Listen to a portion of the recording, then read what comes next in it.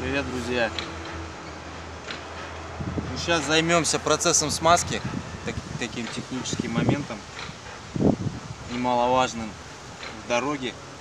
Наверное, многим интересно, чем я вообще смазываю, как я это делаю. Технологии меняются, технологии не стоят на месте.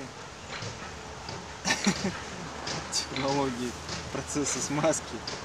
Вначале я вытираю старую смазку тряпкой, вот, старой джинсой, которую я обрезал. Насколько это возможно, конечно, это не супер чистка, но лучше, чем вообще ничего. Потому что старая смазка, она там комками собирается.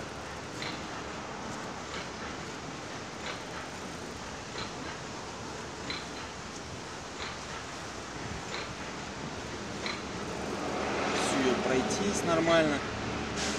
Внутрь, конечно, с ней не залезть, но ничего страшного. Другого варианта у меня нет в дороге. Обязательно ролик надо тоже почистить, снять с него всю грязь.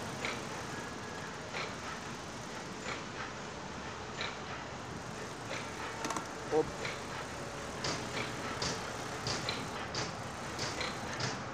Ну вот, сойдет. Потому что в дороге времени тратить на это тоже, на чистку, не особо хочется.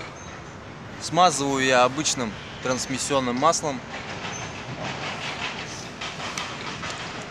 Вообще без разницы, моторное, трансмиссионное, какой есть, где набрал, таким и смазываю. Вот так, шприцом. Буквально совсем немножко набираю и уже смазываю, прохожусь посередине, посередочке.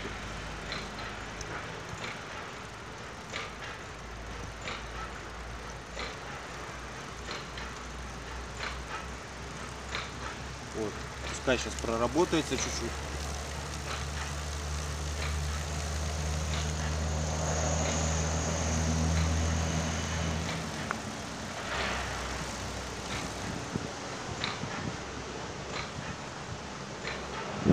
Сейчас самый, наверное, немаловажный процесс — это вытереть новую смазку, чтобы не было излишков на внешних стенках цепи.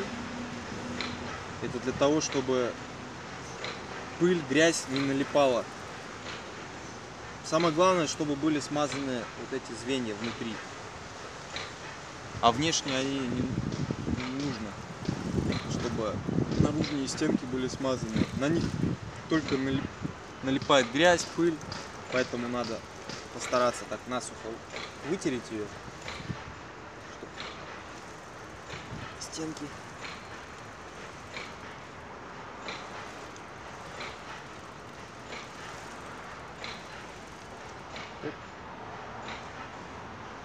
раньше я смазывал прям по такой схеме: чем больше смазки, тем лучше. Но потом зато цепь, она была сплошняком, вся как в мазуте, вся в грязи.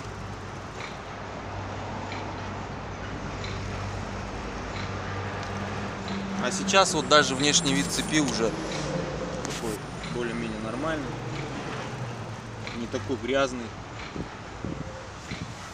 Ну вот и все, можно ехать дальше. Цепь готова.